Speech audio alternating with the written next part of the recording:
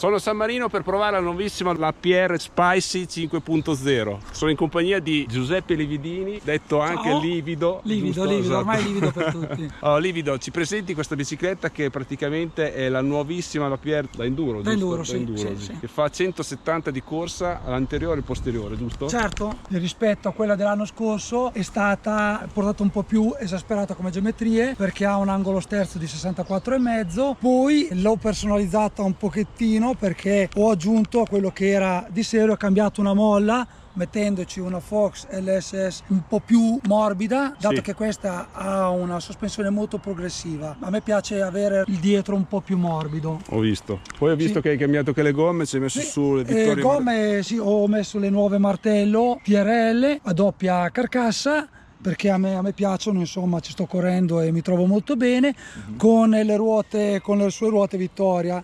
Il resto è quasi tutto originale, a parte i freni Cura, che ho voluto un po', insomma, potenziare un pochettino i freni. Una curiosità, la pressione delle gomme, dillo.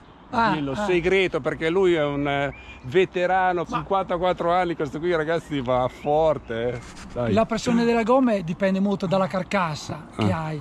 Ad esempio io in questa carcassa qua, dove è una doppia carcassa, uso pressioni 1,3 anteriore e 1,4 posteriore. Quindi il martello 2.7 davanti e dietro hai messo?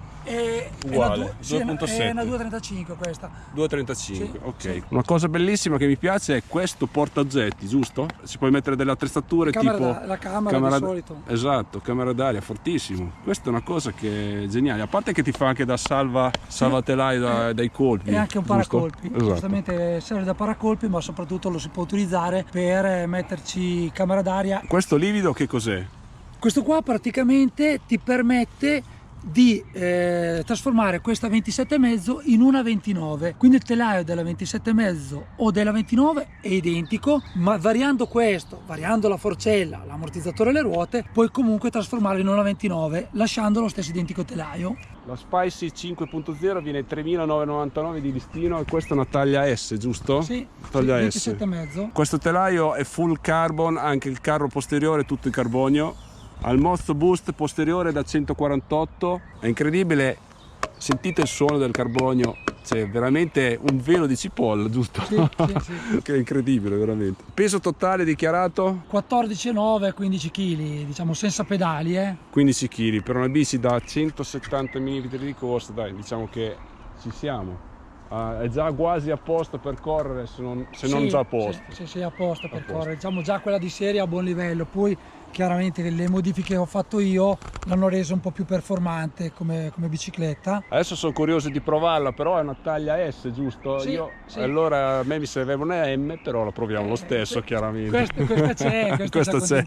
Sì. E una cosa da dire è che per quanto riguarda le taglie S sono tutte 27,5. La M la puoi scegliere fra 27,5 e 29, mentre la LXL sono già 29, quindi non c'è la possibilità di avere una 27,5. Ok, questa è una cosa da sapere, perché da 27,5 a 29 cambia un po' le geometrie o rimane sempre uguale? Stesso telaio? Cambiano le geometrie perché la 29 naturalmente ha un angolo sterzo meno chiuso, c'è un 66 gradi e l'escursione non è più 170 ma è 160, anche se è un'escursione importante per una bici da enduro da 29 a 160. Questa bici è dotata di telescopico idraulico, in più ha Fox all'anteriore 36 con 170 mm di corsa. Fox 36 Performance con la nuova cartuccia grip. Come tarature ho utilizzato una taratura abbastanza dura con 17 click di chiusura da tutto aperta e ho usato un token per tenerla un po' più supportata rispetto a una forcella normale. Questi sono segreti che danno solo i pro.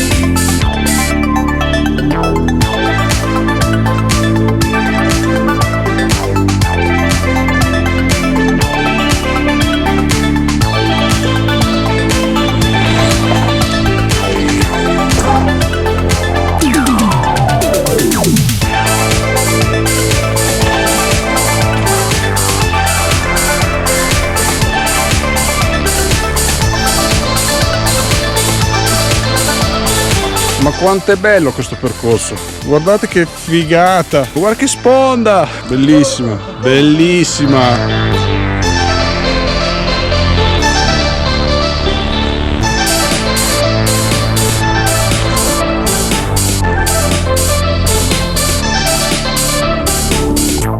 Adesso tocca a me. Fammi provare, vai. No, no, che si accende? Wow, questa mangia tutto. Che figata. Bellissimo.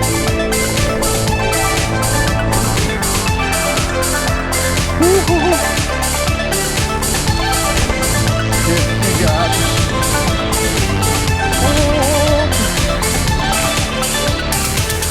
Direi che anche in pedalata, in salita, si pedala abbastanza bene, si sente un po' l'ammortizzatore muoversi. Chiaramente se vuoi un setting da discesa devi per forza un po' soffrire in salita, però diciamo che con il blocco e l'ammortizzatore riesci a salire con calma, ma si sale.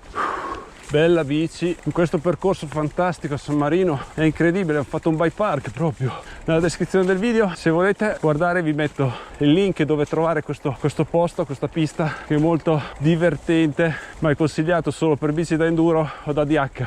Bellissime sensazioni, sembra un cuscino ragazzi, questo monta soprattutto. Diciamo che il setting che ho usato livido mi piace molto perché ha abbassato, come vedete, l'attacco manubrio tutto basso, quindi hai una guida molto più verso l'anteriore per avere una guida più veloce in curva. Ho notato una cosa che praticamente è un po' difficile da pedalare in salita perché diciamo che è settata da discesa, giusto? Certo, il blocco dell'ammortizzatore non è totale. Questo okay. DH-S2 è un ammortizzatore praticamente da DH, dove la regolazione non è un blocco ma è solamente un blocco per la parziale, compressione, diciamo un blocco così, parziale, okay. un blocco parziale, sì. dove anche chiuso un po' molleggia. Esatto. Cioè discesa ragazzi, pietraia come queste, le mangia come il pane, non sente niente, cioè sembra di andare sopra al cuscino veramente.